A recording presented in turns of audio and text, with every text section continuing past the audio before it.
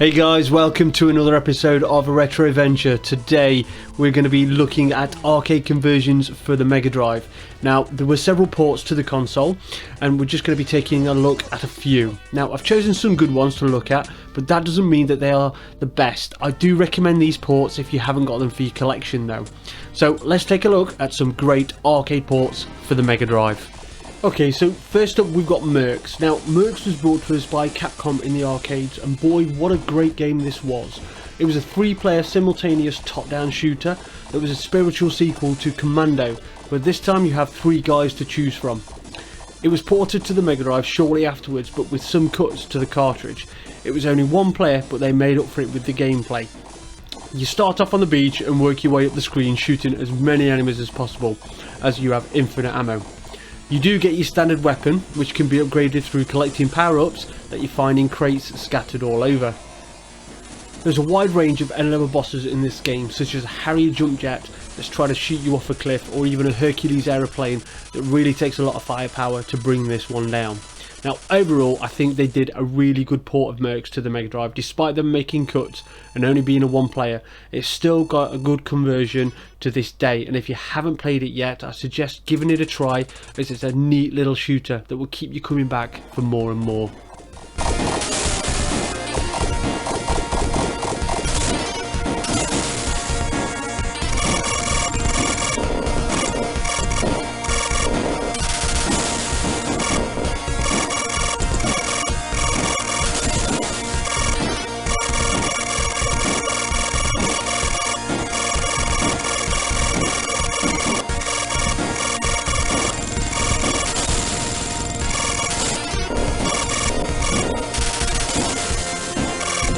So up next we have Altered Beast. Now I remember seeing this in the arcade for the first time and I was hooked. It was brought to us by Sega and it was like no other game at the time. It was probably one of the first titles to get ported to the Megadrive, as most consoles were bundled with it. When you first plug it in, Altered Beast, you are presented with a gripping title and a screenshot of a human eye moving over to the beast eye, giving you an idea of what great strengths your character has. You start off in a graveyard being risen by Zeus himself, asking you to rescue his daughter. This is accompanied by some great speech for the Megadrive. It's a 2-player side-scrolling beat-em-up and there are 5 levels to get through. The first level is a graveyard, as this seems to fit as you have just been risen out of your grave and immediately you are confronted by hordes of zombies. As you progress, you're punching and kicking your way through the level. Every now and then a 2-headed brown wolf will appear and you get 2 of these, and then the third one will be a 2-headed white wolf. If you kill this, you're given a floating orb. Collect this to gain your power up, and this will make you look like you're on steroids. Do this 3 times and on the 3rd time you transform into the selected Altered Beast for that level. Level 1 is a brown wolf that fires fireballs and has a forward dash attack, and this takes place in a graveyard. Level 2 is a flying dragon that fires electric pulses and has an electric shield surrounding him that takes place in a swamp area. Level 3 is a bear that can turn his enemy into stone with its breath and curls up into a ball for a secondary attack, and this takes place in an underground cave. Level 4 is a tiger that has a wobbly fireball and an upwards dash, making it handy to kill the flying enemies above you, and this takes place in the palace. Level 5 is a golden wolf, and this is the same powers as the first level beast but just golden, and this takes place in the netherworlds. At the end of each level you'll be confronted by Neff. He will just stand there waiting for you, but you can't hurt him if you're in human form. If you are in beast form, by this time you get to him, he will then change into the end level boss. If you get there at the end level and you're not in beast form, he will not change into the boss unless this happens 3 times. Then he will change even if you're still in human form, and I suggest you collect them power-ups as quick as possible. Overall, Altered Beast has always been a good game to me, even if it's outdated. It's still a game I will always come back to just for a quick beat 'em up fix when I need one. It's an easy game to get hold of and still very cheap. If you've not got it for your collection, then I recommend giving this one a try. Welcome to your doom.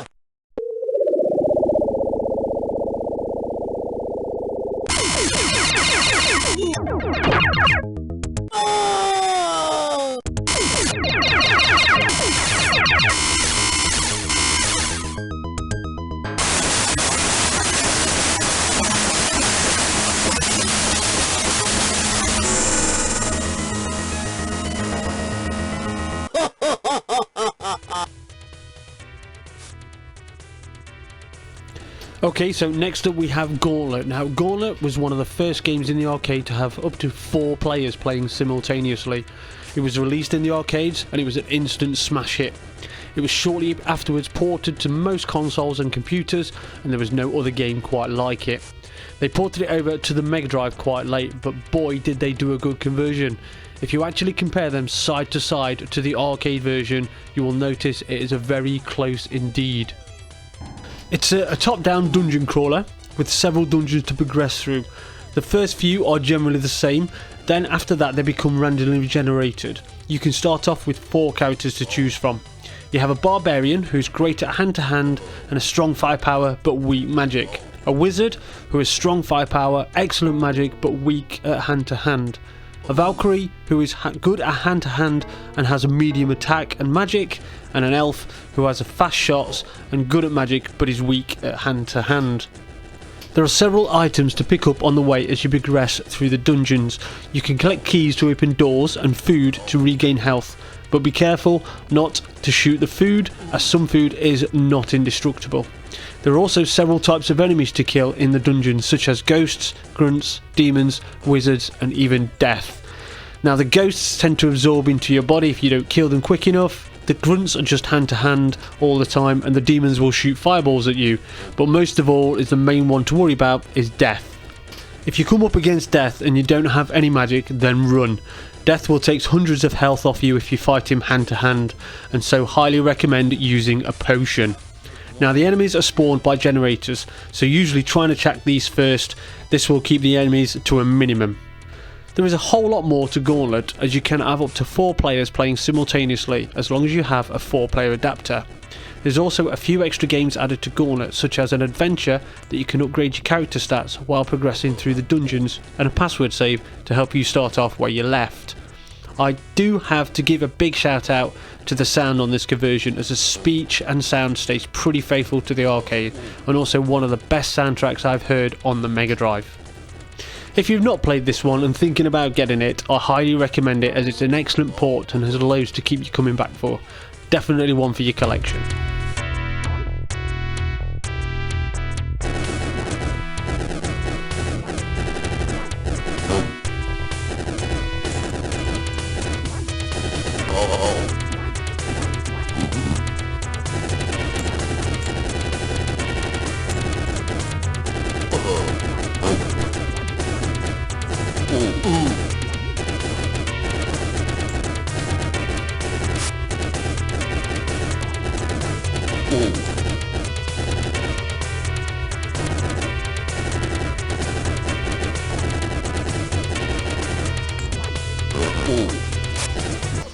Okay, so next up we have Mortal Kombat. Now, Mortal Kombat came to the arcades to compete with Street Fighter 2. Back then there were 2 types of fighting fans, Street Fighter 2 or Mortal Kombat. It's your basic one-on-one fighting game with digitised graphics, special moves and a whole lot of gore. It was ported to the Mega Drive shortly afterwards, but with a cut down version. There were not as many colours on the screen and some of the digitised speech was missing. This doesn't affect the gameplay though, as all the original content is still included, and they still have most of some of the sound effects and speech there. All the characters are there to choose from, such as Scorpion, Sub-Zero and even Kano, who was a common one for being left out in most of the ports. You start off with a tower of opponents that you have to beat to get to Goro, who is the final boss. The first few opponents you will just have to fight one character to beat. As you get higher up the tower, there will be 2 characters to defeat per battle. While fighting each player, each character has a series of different special moves they can do, such as Scorpion's spear throw or Liu Kang's bicycle kick. These can be performed by inputting a series of moves and buttons in a Street Fighter style combination. When you have beaten a character after 2 rounds, you are given a few seconds to input a series of moves in the right order, which can result in a special ending move or a fatality. The graphics have been ported well to the Mega Drive despite the limitations of the colour and the console can handle. The sprites are still quite large and stay pretty faithful to the arcade. Overall, if you're into your one-on-one fighting kind of games and looking for a good fix, then I'd definitely recommend getting Mortal Kombat, as it has all of the arcade charm and still pretty cheap for the Mega Drive. Give this one a try. Fight.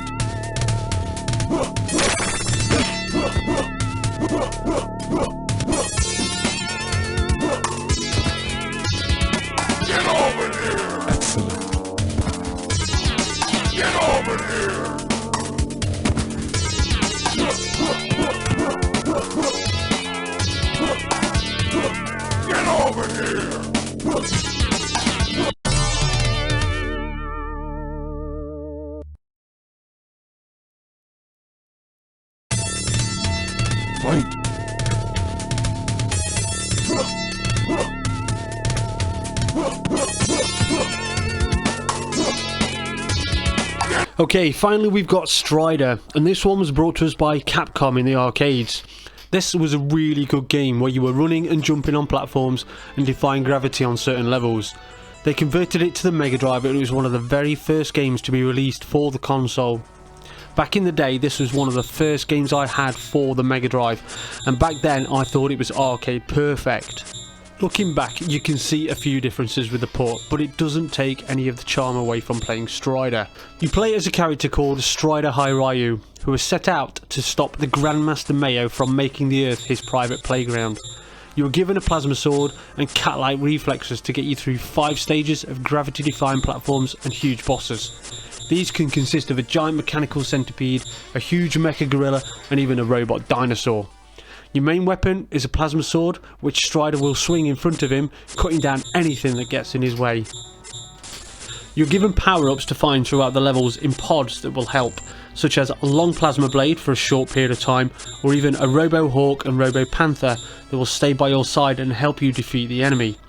You start off in a futuristic Russian-style area set in 2048 AD and progress to the end of the stage, then moving on to a snowy capped mountains, even a jungle, and finally ascending the Supreme Tower for the final confrontation.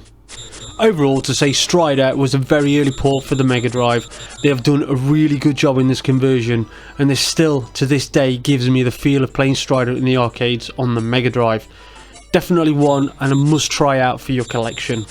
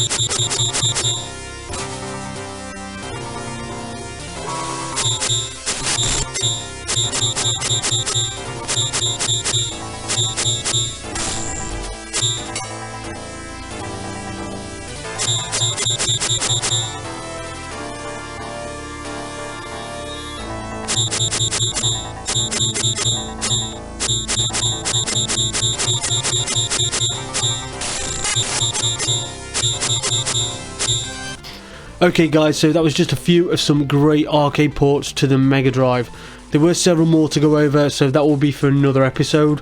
Let me know if you have any of your favourites in the comments below. So thanks for watching, and I'll see you soon.